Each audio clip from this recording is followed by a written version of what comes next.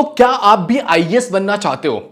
IAS अपने आप में बहुत फैसिनेटिंग लगता है एंड बहुत सारे बच्चे इसकी प्रिपरेशन करना चाहते हैं। बहुत सारे क्वेश्चंस आपको इससे रिलेटेड आते होंगे। हम अगर अभी क्लास 10th में 12th में हम क्या करें, हम कैसे प्रिपेयर करें, अगर हम ग्रेजुएट हो चुके हैं तो कैसे प्रिपेयर करें, हमें क्या क्या चाहिए, क्या क्वालिफिकेशन है, क्या पढ़ना पड़ेगा, कैसे जाना पड़ेगा, क्या करें यार इस एग्जाम को क्रैक करने के लिए। तो आज की वीडियो में हम इसी सारी चीजों के बारे में डिटेल में अध्ययन करने वाले हैं, समझने वाले हैं कि आखिर आईएएस होता क्या है, आईएएस के एग्जाम का पैटर्न क्या होता है, आईएएस के लिए कौन कौन सी क्वालिफिकेशन चाहिए, क्या आप कर सकते हो, कितने अटेम्प्ट्स देख सकते हो, कितने ईयर्स तक देख सकते हो, सारी चीजें हम डिस्कस करने वाले हैं। तो वीडियो में अंत तक रहिएगा, आपको आईएएस से रिलेटेड सारी चीजों के बारे में नॉलेज मिल जाएगा, एक ओवरव्यू आपको मिल जाएगा।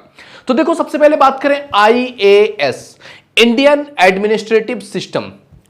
इंडियन एडमिनिस्ट्रेटिव सिस्टम को रन करने के लिए जिस व्यक्ति का चुनाव होता है उसको कहते हैं आईएएस। जिसको आप अगर आईएएस क्या होता है तो आईएएस एक तरीके से जिला का पूरा प्रमुख होता है। जिला प्रमुख कह सकते हो, जिला का मुखिया हो सकता है, कलेक्टर जिसको बोलते हैं, डिस्ट्रिक्ट मजिस्ट्रेट बोलते हैं, डीएम बोलते हैं, एसडीएम बोलते हैं, ये बनते हैं आप आईएएस का एग्जाम क्रैक करने के बाद। तो ये होता है आईएएस, ये होता है आईएएस का रुतबा, ये होता है आईएएस का पावर कि पूरा जिला कहीं ना कहीं आपके कंट्रोल में है, आप पूरे जिले की प्रशासनिक व्यवस्था के हेड हो जाते हो। तो ये अपने आप में काफी फैसिनेटिंग भी है और अपने आप में एक बड़ी जिम्मेदारी वाला पद भी है। समझ रहे? अगर हम इसके क्वालिफिकेशंस की बात करें कि अगर आपको डिस्ट्रिक्ट मजिस्ट्रेट बनना है या फिर आईएएस की एग्जाम देनी है तो उसके लिए प्रिपरेशन करने से पहले आपको पता होनी चाहिए कि क्या आप जो इसकी क्वालिफिकेशंस है, जो रिक्वायर्ड है चीजें, क्या आप उसे मैच कर पा रहे हो या नहीं कर पा रहे हो। तो देखो, सबसे पहली चीज, अगर आप आईएएस का एग्जाम देना चाहते हो तो सबसे पहले आपको ग्रेजुएट होना जरूरी है।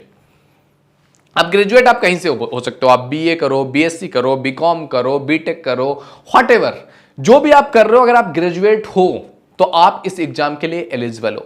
दूसरी एलिजिबिलिटी क्या होनी चाहिए कि आप इस एग्जाम को 21 से 32 साल तक दे सकते हो। समझ रहे हो? 21 से 32 साल तक के लिए दे सकते हो और एससी एसटी वालों को जो है छूट है इस चीज में, मतलब एज का कोई लिमिटेशन नहीं है। 21 से 32 वर्ष तक जनरल वाले दे सकते हैं और एससी एसटी वालों के लिए पूरी तरह से छूट है, वो कितनी बार भी दे सकते हैं।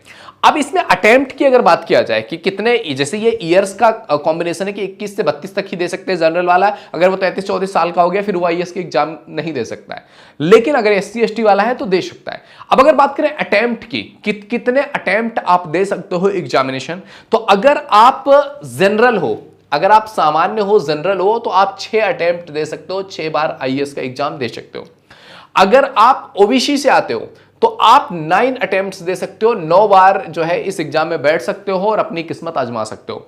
अगर आप एससी या एसटी से हैं तो आपके लिए अनलिमिटेड है, यहां पे कितने भी अटेम्प्ट्स दीजिए और कितने भी टाइम पीरियड के लिए दीजिए, कितना भी आपका एज हो जाए कोई मतलब नहीं है। आप एससी एसटी से हैं तो आप हमेशा जब तक जिंदा हैं तब तक आप आईएएस के फॉर्म भर सकते हैं, एग्जाम दे सकते हैं और अपनी जो भी आपका है, जितनी भी आपकी नॉलेज है वो आप बता सकते हो, रख सकते हो और आपकी किस्मत आजमा सकते हो। तो ये है क्वालिफिकेशन की रिक्वायरमेंट। अब बात करते हैं एग्जाम के पैटर्न की। एग्जाम का पैटर्न कैसा होता है? तो एग्जाम का जो पैटर्न है ये 3 टाइप से होता है। सबसे पहले एग्जाम होता है आपका प्रिलिमिनरी एग्जाम, जिसको प्रीलिम्स भी कहते हैं। ये एग्जाम जो होता है प्रीलिम्स का एग्जाम, ये ऑब्जेक्टिव टाइप क्वेश्चंस पे बेस्ड एग्जाम होता है। अब इस ऑब्जेक्टिव टाइप में 2 तरह के क्वेश्चन पूछे जाते हैं, एक होता है जनरल स्टडीज के क्वेश्चन, एक होता है सीसेट के क्वेश्चन। सीसेट मतलब क्या? Civil services aptitude test. कि सिविल सर्विसेज के लिए आपका एप्टीट्यूड है या नहीं है, आप उस तरह के एप्टीट्यूड से आ रहे हो या नहीं आ रहे हो, यह चेक करना भी जरूरी होता है। और जनरल स्टडीज के क्वेश्चंस होते हैं तो प्रीलिम्स में यह आपको क्लियर करना होता है। जब आप प्रीलिम्स क्लियर कर लेते हो उसके बाद होती है आपकी मेंस की परीक्षा, जिसको कहते हैं डिस्क्रिप्टिव परीक्षा या फिर रिटन परीक्षा कहते हैं, जहां पर आपको चीजों को एक्सप्लेन करना होता है, आपको आपके वर्ड्स में लिखना होता है, आपको एसेज लिखने को दिए जाते हैं। तो रिटन एग्जाम होता है जिसके 9 पेपर्स होते हैं। जो मेंस होता है वो कंपैरेटिवली सबसे ज्यादा टफेस्ट फेज होता है। यहां पर 9 पेपर होते हैं जिसको आपको डिस्क्रिप्टिव टाइप में लिखना होगा। इन 9 पेपर्स में से 4 पेपर होते हैं जनरल स्टडीज के, 2 पेपर होते हैं आपके ऑप्शनल सब्जेक्ट्स के और 1 पेपर होता है एस्से का और 2 पेपर होते हैं आपके लैंग्वेज के। समझ रहे हैं? 4 2 6 एक साथ, तो 9 पेपर इस तरह से होते हैं, जनरल स्टडीज, ऑप्शनल स्टडीज, एस्से और लैंग्वेज। इस तरह से ये 9 पेपर आप देते हो और 9 पेपर क्लियर करने के बाद अगर आपने मेंस में भी वो रैंकिंग लेकर के आ गए, आपने मेंस का पेपर भी क्लियर कर दिया, तो फिर उसके बाद होता है आपका इंटरव्यू। इसके बाद आपको इंटरव्यू के लिए कॉल्स आते हैं, आप इंटरव्यू के लिए प्रिपेयर करते हो और इंटरव्यू देने आते हो, जिसमें आपकी पर्सनालिटी और नॉलेज के बारे में चेक किया जाता है कि क्या आपका एटीट्यूड है एक आईएएस ऑफिसर बनने की, कि जिंदगी में अगर कुछ टफ सिचुएशन आ जा रहा है, can you solve the question, can you solve the situation, can you handle the situation. कुछ प्रॉब्लम्स आती है, क्या आप हैंडल कर सकते हो, नहीं कर सकते हो। इन सारी चीजों के बारे में समझने के लिए आपका इंटरव्यू लिया जाता है, पर्सनालिटी और आपके नॉलेज का। तो ये एक एग्जाम पैटर्न फॉलो होता है जो कि आपको फॉलो करना है। तो हमने जाना कि आईएएस क्या है, इसके लिए क्या क्या क्वालिफिकेशंस चाहिए, वो हम मैच कर लें। उसके बाद एग्जाम पैटर्न पे आ गए। अब इस एग्जाम पैटर्न को तो हमें पता हो गया कि ऐसे ऐसे करना है, बट इसको तैयारी कैसे करेंगे, इसकी तैयारी करने के लिए मुझे क्या चाहिए। तो देखो, अगर आपको आईएएस के एग्जाम के लिए प्रिपरेशन करनी है ना, तो सबसे पहले चीज आपको पता होना चाहिए कि स्टडी मटेरियल मुझे क्या यूज करना है, पढ़ना क्या है। क्योंकि आप देखोगे आईएएस में लोगों के पास इतने मटेरियल है ना, इतने मटेरियल है, कुछ भी पढ़ रहे हैं, कुछ भी पढ़े जा रहे हैं। तो आपको ये समझना पड़ेगा कि पढ़ना क्या है। तो आपको एनसीईआरटी पढ़नी पड़ेगी। NCERT is the most important component अगर आप आईएएस के एग्जाम की तैयारी कर रहे हो। आपको स्टैंडर्ड रेफरेंस बुक का यूज करना पड़ेगा, जो बुक्स ज्यादा रेफर की गई हैं, स्टैंडर्ड है, जो टॉपर्स के द्वारा रेफर की गई है।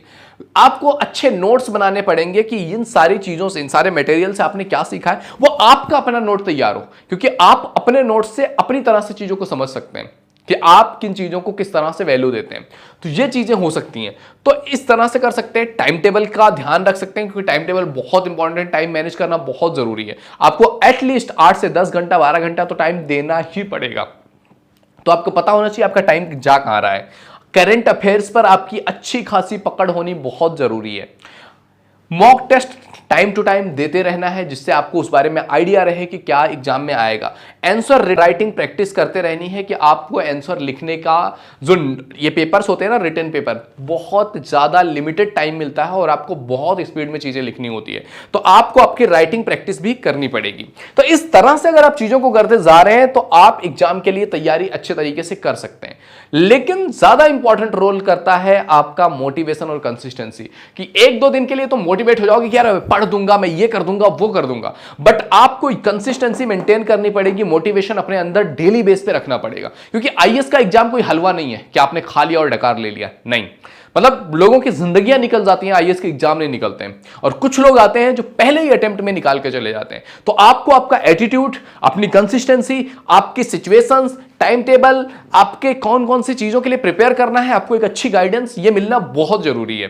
तो जब भी आप आईएएस के एग्जाम देने जा रहे हैं, आपको आपका व्हाई पता होना बहुत जरूरी है कि जिंदगी में तुम जो भी करना चाहते हो ना, अगर तुम्हें पता है तुम वो क्यों करना चाहते हो, तो तुम्हारे लिए उसके रास्ते में आने वाली प्रॉब्लम्स ना उतनी बड़ी नहीं लगेंगी, क्योंकि तुम्हारा विजन उससे बड़ा होगा। लेकिन अगर तुम्हारा कुछ विजन ही नहीं है, तुमने जस्ट ये आगे कि यार आईएएस की गाड़ी चलती है तो 4 गाड़ी पीछे चलती है, भाई फिर तो तुम नहीं कर पाओगे।